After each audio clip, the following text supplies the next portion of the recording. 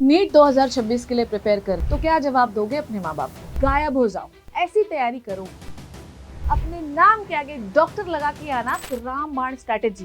5 tips हैं आपकी जो कि 26 की प्रिपरेशन के लिए सबसे ज्यादा जरूरी है अगर आप लिटरली सीरियस हो तो। आपकी प्रिपरेशन का रियल गेम चेंजर है आपके मॉक्स एंड नॉन नेगोशिएबल जो पार्ट है वो है आपकी हेल्थ। नीट 2026 के लिए प्रिपेयर कर रहे हो और शायद सिलेक्ट भी होना चाहते होगे, पर सोचो कि अगर इस बार भी सिलेक्शन नहीं हुआ तो क्या जवाब दोगे अपने माँ बाप को? क्या कहोगे उनसे? वो माँ बाप जिन्होंने आपकी एक ख्वाहिश को पूरा करने के लिए अपनी सारी ख्वाहिशों को मार दिया। क्या जवाब दोगे उस माँ को जो कभी सुबह उठाना नहीं भूलती कि बेटा उठ जा, थोड़ा सा पढ़ ले, कभी रात में बादाम भिगोना नहीं भूलती कि मेरे बेटे की बुद्धि तेज हो जाए? वो माँ जिसने नए कपड़े नहीं खरीदे ताकि आपकी किताबों पर नया कवर चढ़ाया जा सके, नई किताबें खरीदी जा सके। वो बाप जो पूरे दिन भर खड़े होकर काम करता है सिर्फ ये सोचकर कि एक दिन मेरा बेटा डॉक्टर बन जाए तो मैं चैन की सांस लूंगा।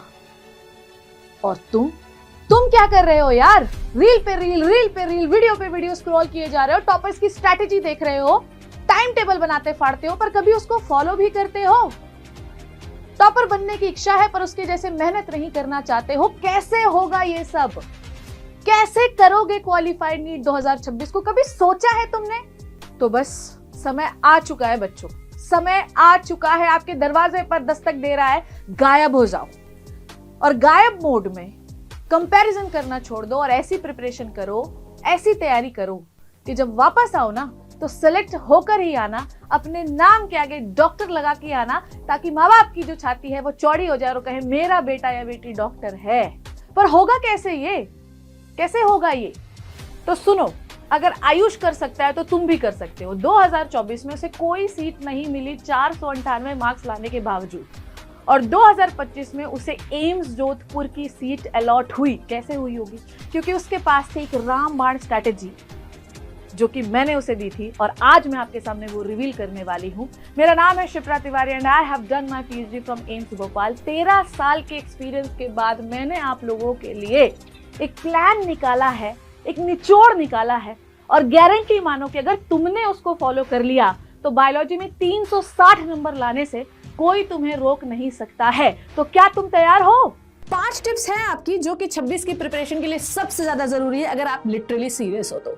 सबसे पहला है एनसीईआरटी तो आपको प्रो लेवल की आनी चाहिए और कम से कम 7 से 8 बार एग्जामिनेशन तक वो कंप्लीट होनी चाहिए है। 95% जो सवाल है वो डायरेक्टली एनसीईआरटी से ही आने वाला है, तो देर किस बात की है? आपको हर एक लाइन, हर एक फ्लो चार्ट, हर एक कीवर्ड, हर एक डायग्राम बढ़िया तरीके से आना चाहिए और इवन आपको इसको हाईलाइट भी करना है। याद रखिएगा कि जो आपके साइंटिफिक नेम है उनसे डायरेक्टली 3 से 4 सवाल इस बार आए हुए हैं। और हाँ, इलिस्ट्रेशन को तो बिल्कुल ही नहीं भूलना बच्चों, क्योंकि इलिस्ट्रेशन से इस साल काफी सवाल आए हुए हैं, तो आपको एनसीईआरटी में मास्टरी करना जरूरी है। क्या आपको पता है कि इस बार पेपर में 72 concepts as it is previous year के रिपीट हुए हैं? इसका मतलब ये है कि सबसे बड़ा रोल जो दूसरे नंबर पे प्ले करेगा वो है आपके पीवाईक्यूज। 35 साल के पीवाईक्यूज आपको सॉल्व करने हैं। 35 साल ही क्यों, थोड़ा कम क्यों नहीं? क्योंकि इस बार पेपर का डिफिकल्टी लेवल थोड़ा सा ज्यादा था। पीवाईक्यूज की जो एक्यूरेसी होनी चाहिए वो होनी चाहिए कम से कम आपकी 85 आउट ऑफ 90। पीवाईक्यूज पहले आप चैप्टर वाइज सॉल्व करेंगे, उसके बाद आप फुल लेंथ सॉल्व करेंगे। तो आपको पीवाईक्यूज में मास्टरी करना है अगर आप पेपर लीक अपने लेवल पे चाहते हैं तो। प्लानिंग के दौरान जो कि तीसरा हमारा सबसे इंपॉर्टेंट पार्ट है, 5 यूनिट्स को सबसे पहले प्रिपेयर करना है, क्योंकि नीट 2025 में इस 5 यूनिट से 210 मार्क्स के सवाल या 60% पेपर बना है। इसमें पहली यूनिट है ह्यूमन फिजियोलॉजी, प्लांट फिजियोलॉजी, जिससे 12 सवाल आए हुए हैं। फिर है जेनेटिक्स एंड इवोल्यूशन, 10 सवाल देकर गया है। फिर है बायोटेक्नोलॉजी एंड इकोलॉजी, जिससे 6 सवाल आए हैं। इन 5 यूनिट्स को इसी सीक्वेंस में प्रिपेयर करोगे ताकि लास्ट तक ज्यादा गीगी पहला या हैप्पीजार्ड ना बचे। आपकी प्रिपरेशन का रियल गेम चेंजर है आपके मॉक्स। याद रखिए कि आपको हर वीक में कम से कम 1 मॉक देना है और जनवरी के बाद आपको हफ्ते में 3 बार मॉक देना है।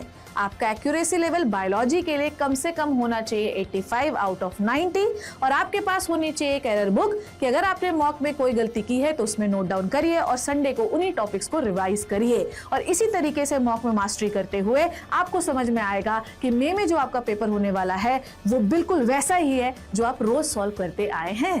5वां एंड नॉन नेगोशिएबल जो पार्ट है वो है आपकी हेल्थ। आपको हर दिन अच्छा खाना खाते हुए 3 घंटे की सिटिंग का प्लान बनाना है, क्योंकि याद रखिए कि हेल्दी बॉडी होगी तभी रिटेंटिव माइंड होगा। तो बेटा जब जागो तभी सवेरा, याद रखिए कि जिस दिन शुरू हुआ वही पहला दिन है। डरो मत, नीट 2026 में कॉन्कर करने के लिए मैं और तुम दोनों रेडी है। माँ बाप की आशाओं पर हम खरे उतरने वाले हैं। और जी हाँ, डॉक्टर बनाने के लिए मैं आ चुकी हूँ, क्या तुम भी तैयार हो?